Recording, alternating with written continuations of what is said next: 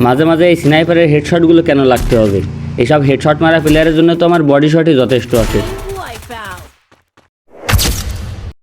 আসসালামু আলাইকুম ভাই ব্রাদার, আবারও বিআর র্যাঙ্কের ভিডিও দেখলাম। কিছু ভাই ব্রাদার কমেন্ট করতেছে আগে রেগুলার কাস্টমের ভিডিও দিতাম, এখন র্যাঙ্কের ভিডিও দিই কেন?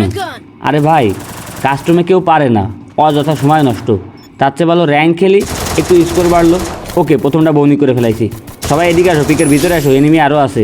পিকের ভিতরে আসো, এতে রিভাইভ দেয়। আরে দেখছো, মাকড়সা নিয়ে খেলে। এইসব ক্যারেক্টার নিয়ে খেললে কি আমাদের হাত থেকে পার পাওয়া যাবে?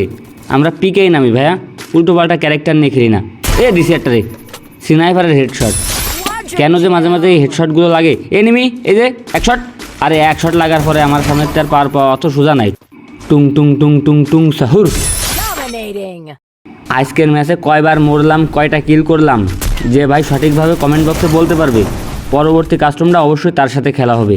আর বুঝলাম না আজকে আমার নামের সাথে এই কিং চিহ্নটা উঠে রয়েছে কেউ বুঝলে একটু কমেন্ট বক্সে জানায় তো ভাই।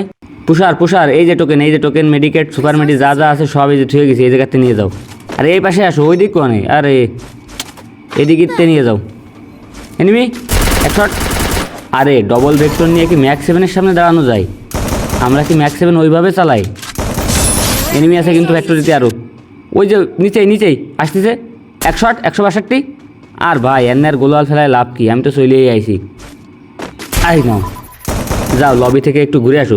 সবাই অ্যালার্ট, পিছন দিয়ে এনিমি ঢুকছে। এই যে প্রাইম 4-এর এক শট লাগানো। আরে এই যে পিছনে, আরে দিছি। আরে এইবার আমার, আরে রিফাত ভাই কবারে আসি, ফার্স্ট আসুক। আরে রিফাত ভাই একটা গোলাল মারো তাড়াতাড়ি আইসি। একটা গোলাল, সাবাস। এইটুক ব্যাক আপ দিলে এবার ম্যাচ বয়া। কিন্তু আমার মাথাতে তো আজকে কিং চিহ্ন যাচ্ছে না। এই জন্যই মনে হয় আমার কিং বানাইছে, যে আমি স্নাইপার দিয়ে হেডশট মারি মাঝে মাঝে। আরে আমার কিল, আরে ভাই দিছি ভাই। আর একটা এনিমি আছে, কিলটা আমারে দিও, তাইলে আমার 10টা কিল পুড়ে যাবে। এই যে আমার সামনে ভাই, কেউ মাইরে না। বললাম যে কিলটা আমারে দিও। যাই হোক, বিআর র্যাঙ্ক খেলার মতো ভালো প্লেয়ার থাকলে যোগাযোগ করো।